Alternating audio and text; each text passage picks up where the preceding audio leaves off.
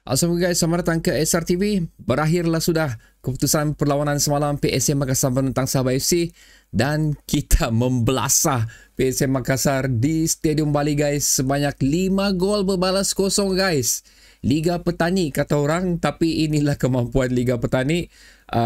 So far kemarahan JDT, Terengganu dan of course Sabah FC untuk saingan kedua untuk AFC ni lah di peringkat Asia ni diakhiri dengan satu keputusan yang cemerlang sebenarnya kerana ketiga-tiga pasukan mencatat 2 kemenangan dan 1 seri, tapi yang terpenting di sini kita tidak dapat sebarang kekalahan dalam perlawanan ni dan menambahkan lagi ranking kita up sikit lagi lah ranking kita. Tapi sekiranya Terengganu menang perlawanan semalam tu, which is aku rasa mereka mampu sebenarnya, sudah pasti akan melonjakkan lagi ranking Malaysia di Asia.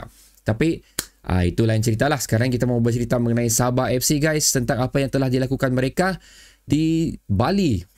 Sudahlah pergi bercuti, lepas tu menang lagi. Semua lah basically dia orang dapat. So tahniah untuk Sabah FC. Jadi jom kita mulakan review untuk perlawanan ni.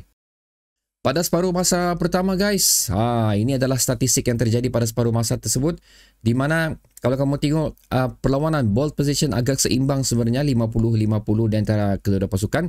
Kalau kamu ada follow aku punya ulasan awal dan juga sewaktu kita buat watch along tu, memang aku ada katakan memang cukup menarik lah untuk separuh masa pertama tu, di mana kita boleh nampakkan debaran dia di situ. Walaupun Sabah skor awal sebenarnya dengan hasil gerakan yang cantik dilakukan daripada pemain Sabah FC.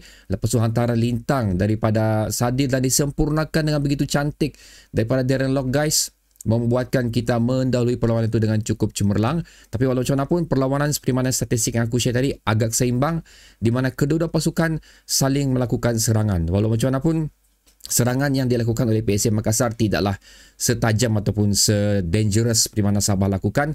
Tetap beberapa percubaan telah dilakukan. Kalau kita tengok total shot yang dilakukan pada separuh masa pertama oleh kedua pasukan, Sabah membuat 10 total shot dan juga 8 untuk PSM Makassar. Walau macam mana pun, shot on target lebih dimiliki kepada Sabah FC. Daripada 10 tu 3 tepat ke gawang, manakala untuk PSM hanya 1 saja tepat ke gawang. Itu pun berjaya ditepis dengan cemerlang oleh Damien. So apa yang berlaku di separuh masa pertama ni, di mana seperti mana dikatakan oleh salah seorang viewers di ruang chat kita punya watch along tu, beliau ada menyatakan bahawa Sabah punya tactical ni sebenarnya lebih kepada 15 minit menyerang, 15 minit berehat, 15 minit kembali menyerang, which is memang proven lah pada separuh masa pertama tu, dan membuatkan sekali lagi first half tu memang interesting. So aku rasa macam PSM Makassar ni macam mampu juga skor ni. Pasal prediction aku ada meletakkan PSM Makassar mampu menjadikan 1 gol lah.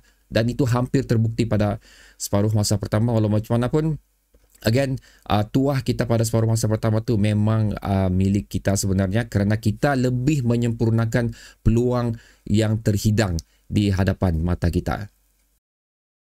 Seterusnya guys, pada separuh masa kedua pula, di sinilah game changer sebenarnya yang berlaku di dalam perlawanan ni, yang membuatkan another 3 gol dihasilkan pada perlawanan ni. Satu yang terpenting di sini adalah layangan kad merah yang diberikan kepada penjaga gol PSM Makassar akibat mengasari Sadil Ramdhani di luar kotak di mereka. Ini pun kerana hasil daripada situasi 1v1 yang dilakukan oleh Sadil Ramdhani. Memang larian kencang guys. Aku tak tahu apa dia makan di Indonesia ni. Memang turbo kau-kau dia malam ni. Bukan ini saja, banyak lagi larian cantik oleh Sadil Ramdhani, membuatkan penjaga gol PSM Makassar no choice, terpaksa menjatuhkan beliau dan menerima kad merah tersebut. So 3 gol pada separuh masa kedua, dan ini adalah position ataupun statistik yang telah berlaku pada separuh masa kedua, di mana ball position lebih kepada Sabah FC sebanyak 63% guys, dan 37% saja untuk PSM Makassar.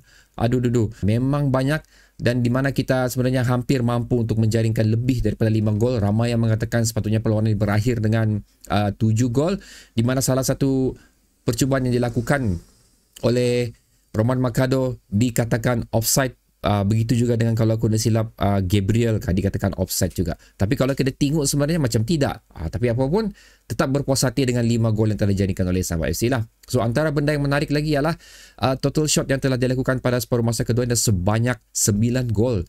9 shot daripada Sabah FC, dan daripada 9 tu 4 tepat ke gawang, manakala PSM Makassar hanya mampu melepaskan 6 percubaan tapi 1 pun tidak berjaya tepat ke gawang. membuatkan Damian Lim guys pada separuh masa kedua. Nasib baik tak kena fokus Damian Lim lah. Kalau Damian Lim kena fokus, aku rasa nampak tu dah bancu kopi macam ni, kopi luwak. aduh.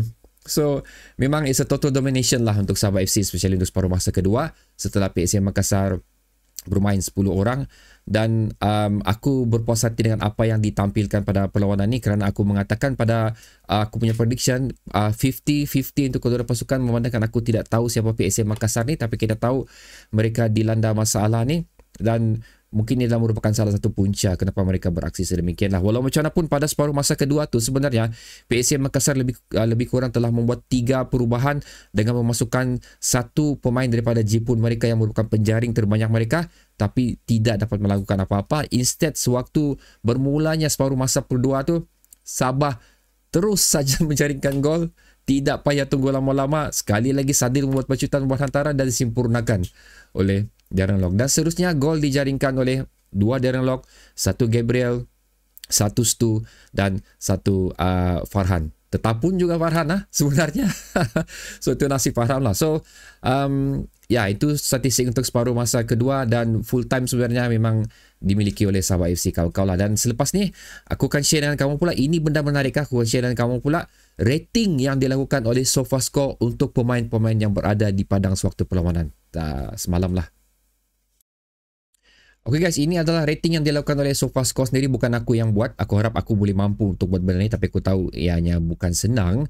So kalau kita tengok situ, tertinggi adalah 9.4 daripada Sadil Ramdhani, 3 assist yang dilakukan, memang cukup bagus. Tapi apa yang aku mau share dengan kamu ni adalah lebih kepada bahagian midfield Sabah FC, iaitu Sifu, Stu dan juga Gabriel. Ada yang mengatakan berpendapat untuk mengeluarkan Sifu pada separuh masa kedua untuk menggantikan pemain lain, tapi aku sebenarnya against idea tu, kerana kalau kita tengok dari segi statistik di sini, Sifu adalah merupakan antara pemain yang memberikan accurate passes sebenarnya, sebanyak 51 passes yang dilakukan, 47 berjaya, membuatkan 92% passes beliau berjaya dilakukan lah. Dan seterusnya adalah Stu dan juga Gabriel Perez, masing-masing dengan buat 95% accurate passes dan 88% daripada Gabriel Perez untuk accurate passes, membuatkan betapa pentingnya Sifu terus berada di bahagian padang. Dan terbukti sekali lagi untuk gol terakhir Sabah FC itu adalah merupakan larian dan gerakan serta pasingan yang dilakukan oleh Sifu yang menghasilkan gol kelima Sabah FC. Kalau kita tengok dari segi duel yang dilakukannya telah dimenangi, Sifu juga adalah merupakan tertinggi, di mana 14 duel yang dilakukan, dan daripada 14 tu 8 berjaya beliau menangi bola tersebut, membuatkan lagi beliau adalah merupakan salah satu pemain yang penting untuk berada di padang tu. So seperti mana aku katakan, ada 3 pemain yang aku boleh berikan man of the match. Satu adalah Sadil, Darren Lock dan juga Sifu. Tapi kalau kita tengok dari segi contribution throughout the 90 minutes, memang milik Sadil Ramdhani lah. So okay guys, itu adalah ulasan untuk perlawanan ni. Macam biasa, aku tidak akan go through benda yang banyak dalam apa yang terjadi dalam perlawanan ni. Aku akan go through benda-benda yang penting saja. So kita sudah share mengenai contribution untuk Sadil. Aku sudah share mengenai 2 gol yang sepatutnya dikira oleh Sabah FC. Insiden yang berlaku di padang juga aku share dengan kamu.